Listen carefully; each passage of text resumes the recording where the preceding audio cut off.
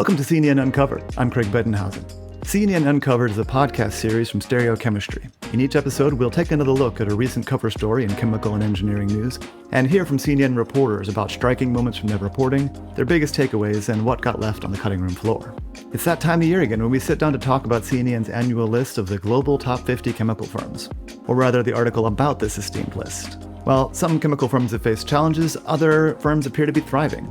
In this episode, we aim to uncover the reasons behind these differing fortunes. From significant portfolio overhauls to navigating industry downturns, this piece highlights the accomplishments, both large and small, of each firm. We'll put a link in today's show notes, and you can also find it in the July 28th print edition. I'm here with C&EN senior correspondent Alex Tullo, who wrote the article. Hi, Alex. Hi, Craig. How are you doing? Good. So for anyone that hasn't had a chance to read the article yet, can you give a brief explanation of what it is and what the big highlights are? Sure. So conceptually, it's very simple. It's a ranking of the top 50 chemical companies in the world by revenue. And in terms of the highlights, the economy has been a little bit on the weak side recently, and chemical companies haven't been doing quite as well as they were a few short years ago. We're in a cyclical downturn in the industry, and the results reflect that. The Global Top 50 is a long-standing annual feature at C&EN. How did you get involved? I've been involved in the Global Top 50 since 2009, so I've been doing it for a while. So the Global Top 50 is a natural fit for business readers of C&EN. It's also one of the features that I've read for years, even when I was a graduate student. But from your perspective, what's in there for the scientists and the policy people? I think it is a way for them to get some appreciation of the scope and fortunes of the chemical industry in one article. You can open the article and you can see what are the important things that Dow or Sumitomo have done over the past year. So if you see the chemical industry as something adjacent to what you're doing, then it would be a good way to just get a little bit of a primer, I guess you could call it, on what's been going on recently. So the article itself opens with kind of a dire assessment of the industry's outlook. Are there any bright spots that you discovered in your reporting? I think there are. So for the last couple of years, one of the big stories that we've been covering at C&EN is the downturn in the industry, particularly as it affects the European industry and the Japanese industry. There was a cyclical downturn in the industry, and those areas with the higher cost were hit harder. So we've heard a lot about chemical plants closing in Europe and Japan. Europe also is being hit by the war in Ukraine, which has cut off gas supplies from Russia, increased energy prices in Europe, and also they've had sort of weak demand for chemical products in Europe. So the picture has been very much deindustrialization is a word that you hear often in regards to Europe. That said, a little bit of a turnaround, doing better in terms of profits and stuff than they did the year before, for the most part, which I think is good news for the European industry and for the Japanese industry as well. I want to get a sense of how bad it is out there. I mean, is this worse for the chemical industry than for some of the other manufacturing sectors? Or are we just sort of on a global low point? With the input from energy that you use in the chemical industry and the high cost of energy in Europe and the amount of scale that you need and so on, a lot of these European plants are very old, very small. I would say that the chemical industry is probably a little bit worse than average in terms of industrial sectors. And then we've had the acute overcapacity in chemicals as well. And so you mentioned overcapacity a couple of times. So by that you mean that there's chemical companies that built too much in the way of their output. So in order to have this recovery, people got to lose their shirts, basically. Is that kind of one way to think about it? Right. So there are two factors for the overcapacity part. One is low costs in North America for petrochemicals. We've heard all about shale gas, and that has been a source of relatively cheap feedstock. So there's been a tremendous build out of capacity in North America to take advantage of those cheap feedstocks. The other factor is an incredible build out of new capacity in China. particularly from Chinese firms that are in private sector, Chinese firms that are building absolutely massive petrochemical complexes. And let me tell you a bit more about these. These are so-called oil-to-chemical type facilities. They're basically refineries that produce a vast amount of chemicals. Now, an ordinary refinery might produce 10 to 15% chemicals. There might be an ethylene cracker attached to a refinery or a polypropylene plant attached to a refinery, taking that naphtha or taking that propylene and converting it into chemicals. That's usually the typical situation that you see from integrated oil and chemical companies like Exxon or Shell. That's the historic model. What these new companies are doing is producing 40% or more chemicals from these refineries. And the refineries themselves are pretty big. And what they're doing is that they're more aggressively building ethylene and polypropylene capacity and all that. They're building a lot of aromatics capacity as well. So they're extracting as much butane, xylene, and toluene from the refineries as they can. And they're turning that into derivatives, particularly purified terephthalic acid, polyethylene terephthalate or PET fiber and resin, nylon, polyurethanes. All those chains are absolutely getting swamped by this new capacity in China. I'll give you an example of some of the numbers. Now, a typical chemical complex that's built will have 1.5, 2 million tons of output altogether. So you're talking about an ethylene cracker, a couple of polyethylene plants, polypropylene plant, maybe some other derivative. ZPC, which started up in recent years in China, that has 40 million metric tons of throughput.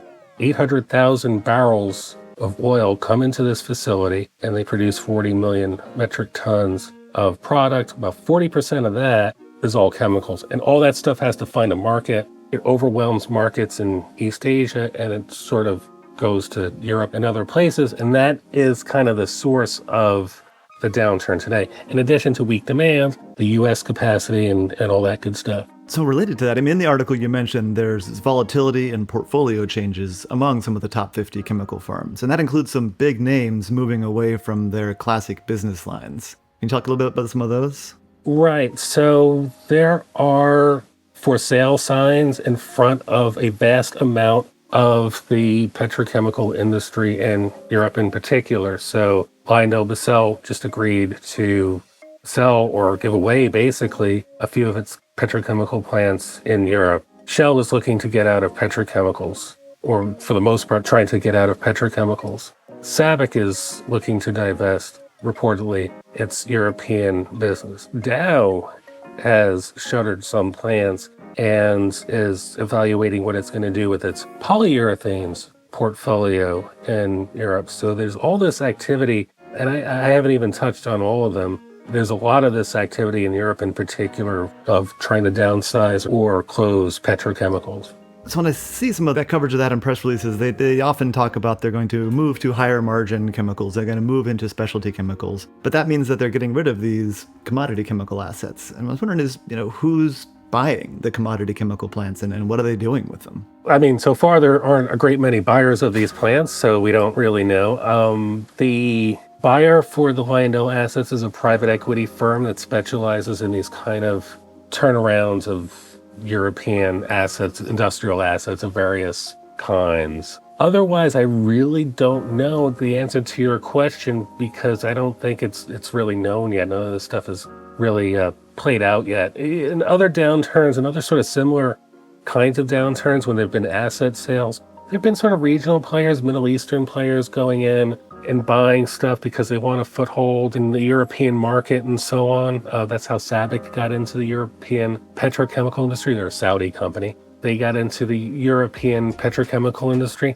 There's a little bit of that. So ADNOC, which is Abu Dhabi National Oil Company, they're trying to purchase Covestro, which is a polyurethanes and polycarbonate and other specialty chemical maker. So there's a little activity in that way, but it's really hard to tell at this point what the typical buyer is going to be like. It doesn't seem like it's going to be consolidation. I don't think you'll see like a Dow or a Lyondell getting together and saying, oh, let's combine our European business. I haven't seen any indication of that thus far. Interesting. So as you were putting together this massive amount of research, are there trends or cases that stood out but that didn't necessarily make the top 10 list, but they do illuminate kind of where the industry is headed? One of those would be not from the data itself. You can't tell from, say, the table or the data itself. This came out when I was working on these small profiles that I write. We call them capsules, and they're about 150 words or 100 words each. And they describe what the companies have been doing over the past year since the last edition of the Top 50. So to write these, I look at our own news coverage, I'll look at their annual reports, I'll look at releases and stuff to see if there are things that we didn't cover that much or what have you. And one of the trends that you do see over and over again from company to company is a little bit of a backpedaling away from sustainability investments. That you see over and over again. That it becomes a theme when you see it so much. So battery materials companies might be slowing down investments. Companies that have been doing, say, green ammonia projects, green hydrogen projects have been taking another look and canceling projects. For instance, and I believe this is one that you've covered, Air Products canceled a couple of projects. I think in the top 50 story, we see that Nutrien has kind of a pessimistic view of such projects. And that's the other thing that we've heard is that maybe projects haven't been canceled. Maybe they've just been delayed. Maybe it's the executives coming out and telling shareholders, well, we don't really think that there's a market for this or that quite yet. And we're seeing a lot of that kind of activity. I think companies that were new to the market might not have built plants and stuff before, but they see the offer of like government incentives and stuff like that. They say, well, we can build a plant because we'll get these government incentives. With the Trump administration, that becomes more doubtful. A little bit of it is also market realities in some cases. So when it comes to batteries, there is this thought that electric vehicles will take off eventually, but they're not ramping up quite as quickly as they originally had projected. So they're backing down a little bit from their investment plans to align them better with the market realities. So turning back to the list, it's easy to think about it as a global ranking, but what parameter are the companies ranked based on? The ranking itself is based on revenue of chemical sales. So for a company like Dow or BASF that are 100% chemicals, you just take the top line from the annual report, and that's their chemical sales. For other companies, such as an ExxonMobil, you take the chemical sales that they break out and report. And then you rank all those together and to see which ones are the biggest. And we call it the global top 50, but of course, there's more chemical companies out there. How many companies do you have to track and rank to produce the global top 50? I knew that you were going to ask this question, so I counted them. 114 this year. That's how many are on my kind of master list, my Excel spreadsheet that I work on. And the reason why I track so many is because you can't make a mistake in this regard. I don't want to miss any company that could have made the ranking, but missed the ranking because I didn't know about them. So I have a very big list of companies that I consider for this. And companies actually can come out of absolutely nowhere to become one of the top 50 chemical companies.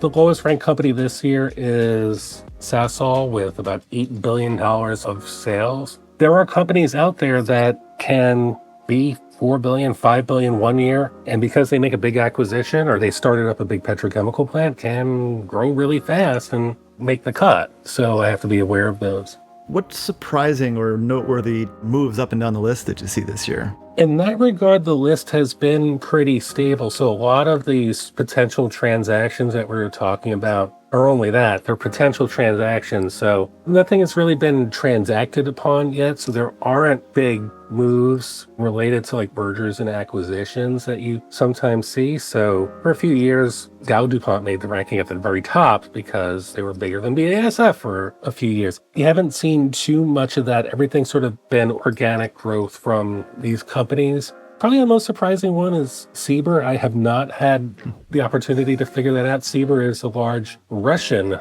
petrochemical company, and they moved into the top 50. I could hardly believe it when they did, but they did, and some of it had to do with the exchange rate getting stronger. So companies are reporting in local currency, and this is getting pretty deep into the technical weeds in terms of like how I do these things.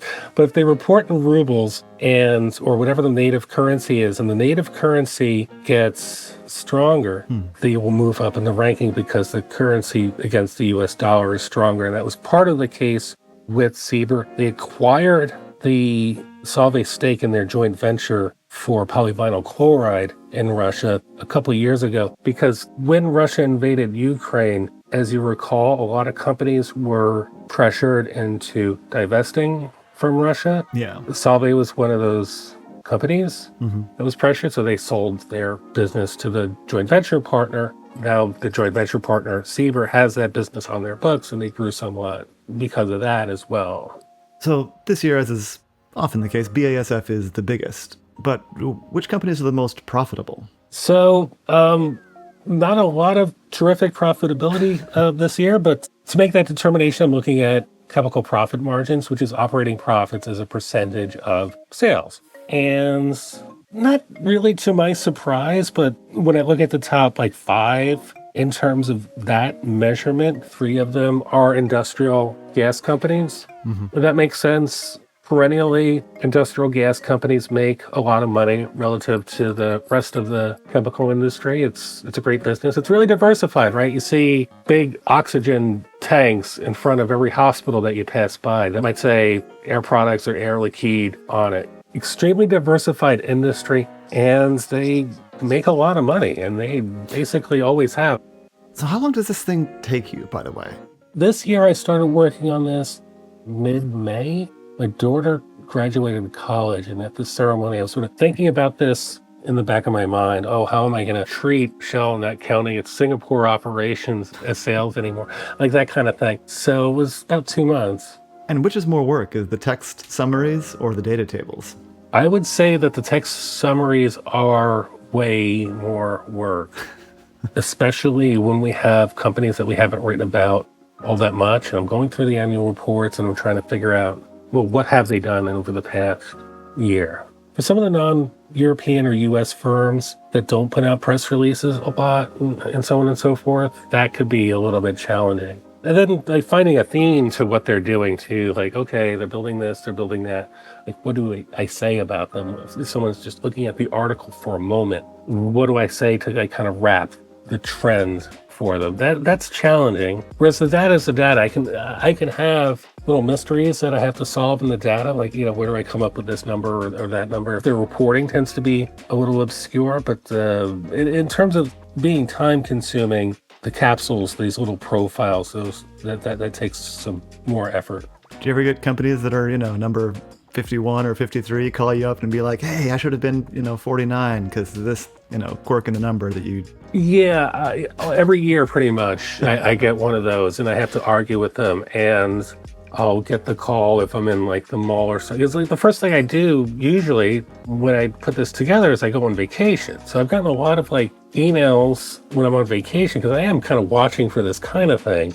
And then I'm like sending emails back and forth when I'm up in Massachusetts or whatever, arguing with them about the numbers and trying to remember like how I treated this or that company and why I made the decisions that I did. Because a lot of this is what constitutes a chemical or not in terms of what counts as sales. Oh, yeah. And they'll say, oh, our chemical sales should be this. And I'll say, no, because that's not really a chemical business because you have a refining in this segment, so it's not really a chemical sales.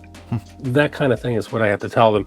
I've never had somebody say that the answer was unsatisfactory and they continued to argue with me. I've always accepted the explanation. The other side of that coin is that, especially nowadays, a few Chinese firms in their annual reports will mention that they've made the ranking. Oh, nice. The C&EN ranking, where they'll put out like little announcements in their like newsletters or blogs that they have that they made C&EN's ranking. And that always makes me feel good, right? That they like kind of appreciate the mention and that sort of thing. Yeah. And then I do get a lot of inquiries from other people. I got one from, I think it was like the World Bank this year, asking about data and trends for the industry and that kind of thing. So it's nice in that regard. So people who use it to put together reports. So you were mentioning the scientific or government reader. Sometimes they might use it for their own research because they're researching a certain kind of chemical and they want to know who's big in that. Yeah. And those chemicals and that sort of thing. So that might be their entry point for that.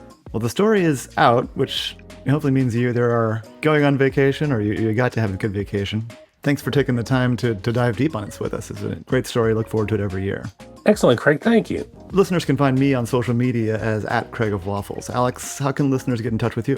They can get in touch with me, I guess, via Twitter or my email, a_Tullo@acs.org, if they are so inclined. That's how most people get in touch with me. Or they can find me on LinkedIn. You can find Alex's story about the C&EN's Global Top 50 Chemical Firms on C&EN's website or in the July 28th print issue. We've put a link in the show notes along with the episode credits. We'd love to know what you think of C&EN Uncovered. You can share your feedback with us by emailing cenfeedback@acs.org. This has been C&EN Uncovered, a series from C&EN Stereochemistry.